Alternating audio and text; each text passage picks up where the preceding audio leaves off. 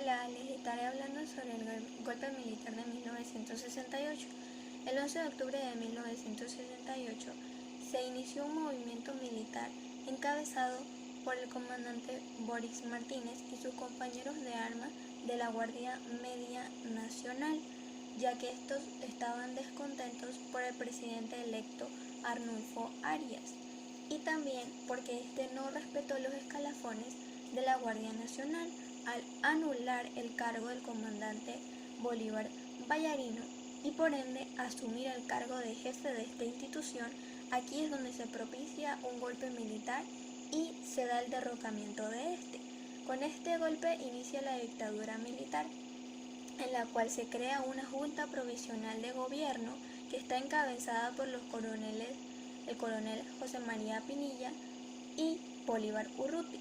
Estos, a través de un comunicado oficial, dijeron que el intento por violar la voluntad popular en las elecciones legislativas y la integración ilegal del Tribunal Electoral eran las razones que los llevaban a asumir estos cargos y crear un gobierno provisional que daría el retorno a un orden democrático y que se legislaría por decretos y se acabarían los derechos ciudadanos.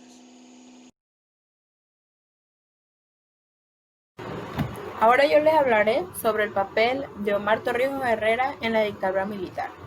Primeramente debemos saber que Omar Efraín Torrijos Herrera, nacido en Santiago de Veraguas el 7 de febrero de 1929 y falleció en un trágico accidente aéreo en Cerro Marta de Coclé un 31 de julio de 1981. Fue un oficial del ejército panameño, quien, junto a Boris Martínez y José Ramos Bustamante, encabezó el golpe de Estado de 1968. Fue jefe del Estado de la República de Panamá en 1968 hasta el 1981, que fue el año de su muerte. En la Constitución de 1972 se le nombra líder máximo de la Revolución panameña. Panamá tuvo una dictadura militar por 21 años. Se dio desde el golpe de Estado del presidente Arnulfo Arias Madrid el 11 de octubre de 1968, liderada por los coroneles Boris Martínez, José Ramos Bustamante y el general Omar Torrijos Herrera. Sin embargo, en comparación con muchas otras dictaduras latinoamericanas, no era comunista, sino que era un proceso revolucionario para acabar con la burocracia y el mal gobierno que en ese entonces azotaba nuestro país. Se controlaron los medios de comunicación, pero se crearon nuevas leyes y una constitución, todo bajo la administración del general Omar Torrijos.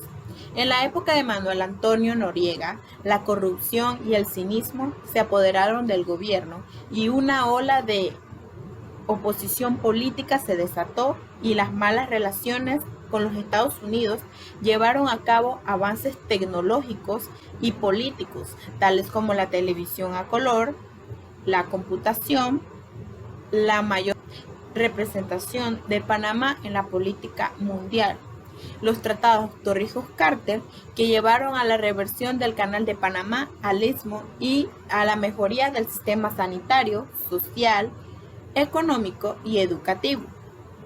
El 1 de octubre, cuando Arnulfo Arias tomó el poder, comenzó a presionar a la Guardia Nacional y obligó la jubilación del coronel Vallarino, humilló a Boris Martínez y envió a Omar Torrijos al exterior.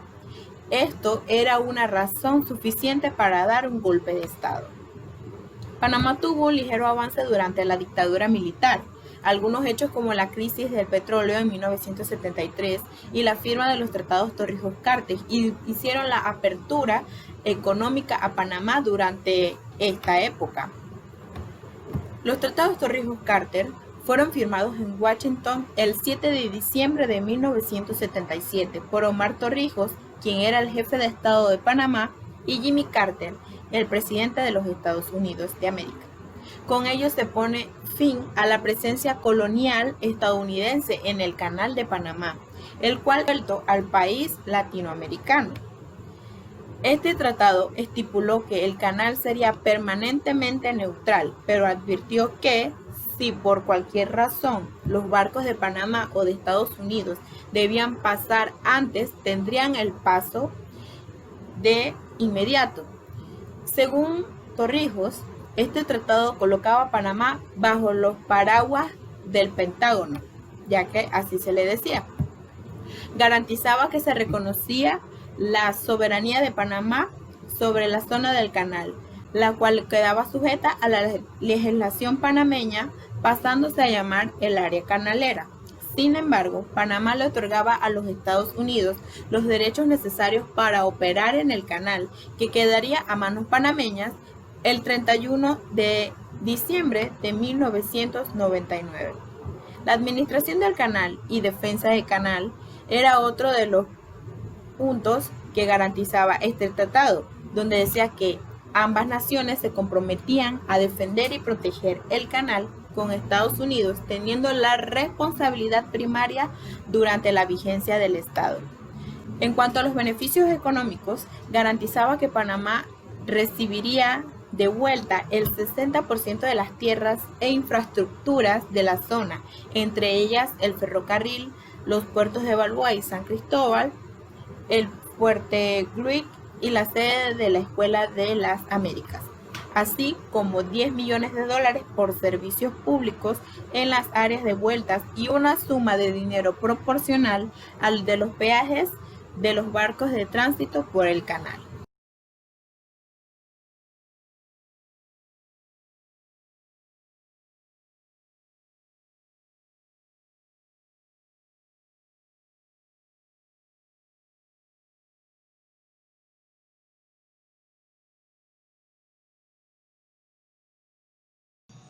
Como siguiente punto tenemos la composición del gobierno panameño.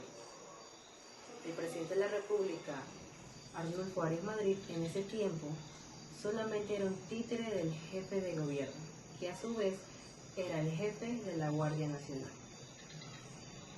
Por medio de la Constitución de 1972, del artículo 277, el líder máximo de la Revolución Panameña, el general Omar Torrijos Herrera, líder de la Guardia Nacional, se le daba como objetivo ejercer el poder de nombrar y separar a los ministros de Estado y a la legislación por un periodo de 6 años.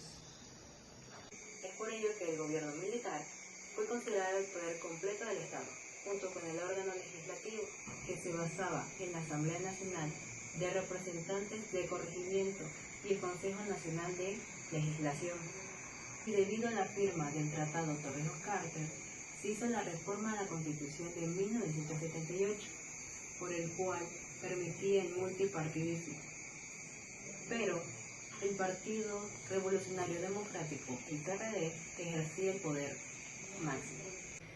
En 1983, la Asamblea Nacional regresa con el nombre de Asamblea Legislativa, que existía desde el año 1983 a 1989, año en que Noriega reinstaló la Asamblea de Representantes.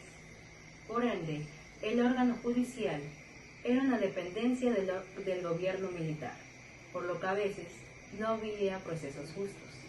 Como podemos ver, la composición del gobierno panameño se ejercía por órganos, que eran gobernados por el líder máximo de la Revolución Panameña, el general Omar Torrijos Herrera.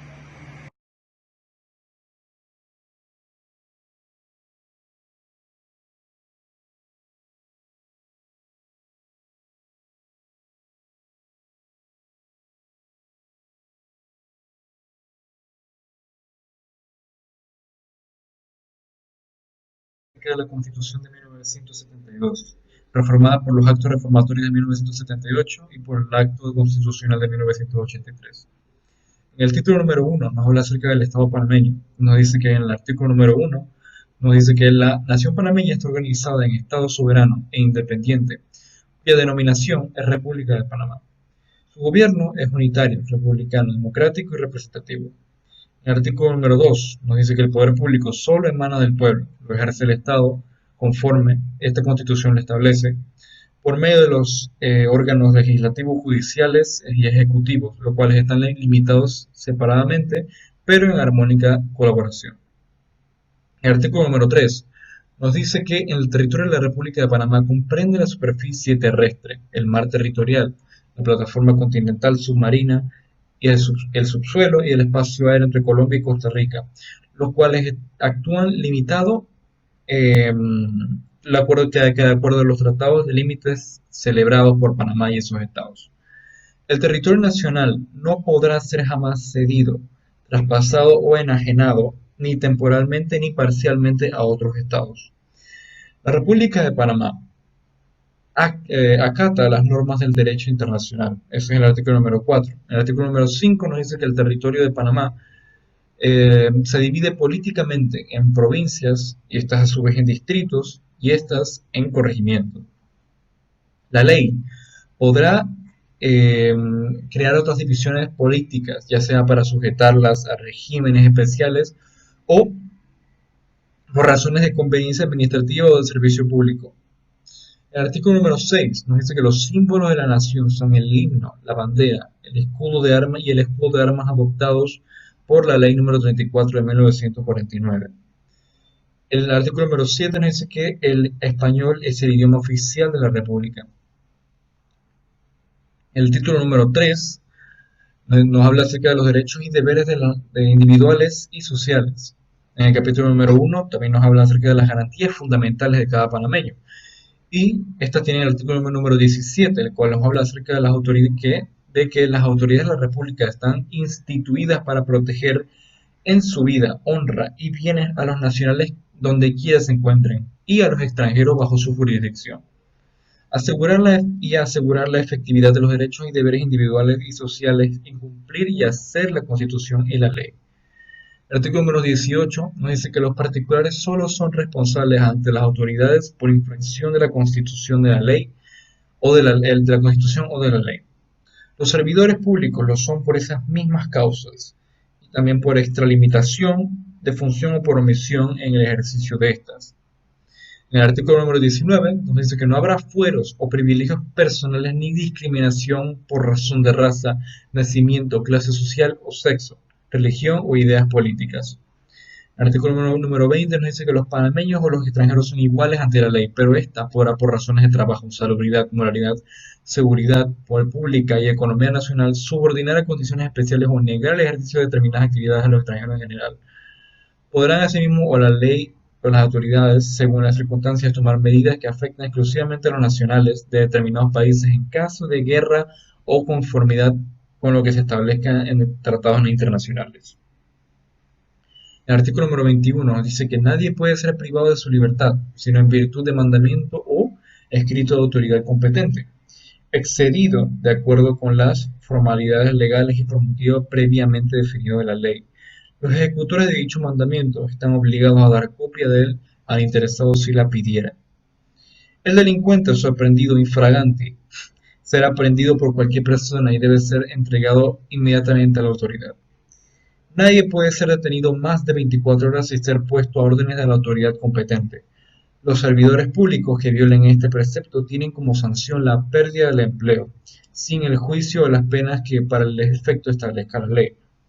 No hay prisión, detención o arresto por deudas o obligaciones puramente civiles.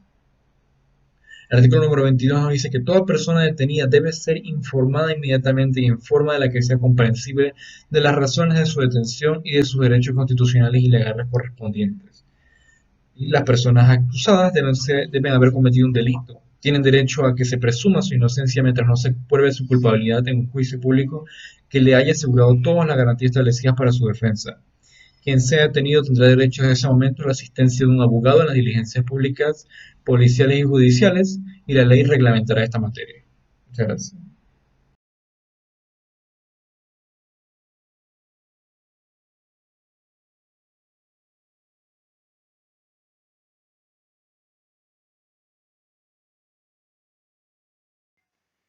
Ok, con el golpe militar antes mencionado se inicia el proceso revolucionario.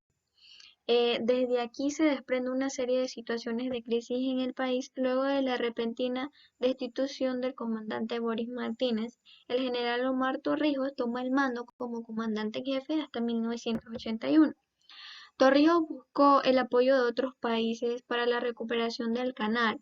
Se firmaron distintos tratados para buscar la soberanía nacional, la administración del canal, la recuperación y defensa del mismo e incluso beneficios económicos. En 1974 se firmó el acuerdo TAC-Kissinger, en el cual Estados Unidos pretende nuevas negociaciones. En 1977 se firma y se logra añadir el Tratado Torrijos-Cartes, en el cual los panameños lo ratifican y a través de un plebiscito, y Estados Unidos también lo ratifica, pero le añade la enmienda de Concini y la reserva de Nuno, con las cuales garantizaba su posibilidad posterior de injerencia en el canal. Panamá, una vez que el canal regrese a sus manos, otorga el libre y gratuito tránsito por él a Colombia por medio del Tratado Monterría en 1979 y a Costa Rica con la firma del Pacto San José de 1980 y les otorga este libre tránsito, y ambos son firmados por el presidente de aquel entonces, Aristides Arroyo. En 1981, con la desaparición física de Omar Torrijos, asciende al mando el general Manuel Antonio Noriega. En este periodo los panameños enfrentan una crisis económica, política y social, ya que Noriega pretendía militarizar la policía para perpetuarse en el poder. Por eso, entre 1983 y 1989, el pueblo panameño vivió una inestabilidad política, porque Noriega quitaba y nombraba presidentes, y en 1987 suspende las garantías constitucionales para frenar las protestas. Cabe resaltar la figura del doctor Hugo Espaldafora, que denuncia a Noriega por el vínculo con el narcotráfico, y por eso aparece decapitado en las fronteras con Costa Rica. Nicolás Ardito Valeta, que era presidente de aquel entonces, también intenta crear una comisión para investigar a Noriega, pero este lo obliga a renunciar. El general comandante Roberto Díaz Herrera también hizo declaraciones públicas donde acusaba que en las elecciones de 1984 Noriega había hecho un fraude en contra del doctor Arnulfo Arias y era cómplice de la muerte del general Torrijos. Por otro lado, surgió el movimiento de la Cruzada Civilista, que organizó al pueblo para defender los derechos humanos y se manifestó en varias ocasiones, pero fueron reprimidos. Cabe resaltar que en 1988 Arturo del Valle destituye a Manuel Antonio Noriega de las Fuerzas de Defensa, pero este lo ignora y lo reemplaza por Manuel Solís Palma. En Estados Unidos intenta intervenir en Panamá para afectar a Noriega, pero no funcionó, más bien fue afectado el pueblo panameño. En 1989 se logra, a través de las Fuerzas Armadas dirigidas por Moisés Giroldi, arrestar a Manuel Antonio Noriega, y aunque pues ayudaron a fusilarlos, y al declarar el estado de guerra y designar a Manuel Antonio Noriega como jefe de la Asamblea Nacional de Representantes, Estados Unidos decide invadir Panamá, respaldándose de la gran excusa de que la invasión era por proteger, mantener y restablecer la democracia, y por la participación supuesta de Noriega en el negocio ilícito. Todo esto se da en el proceso revolucionario.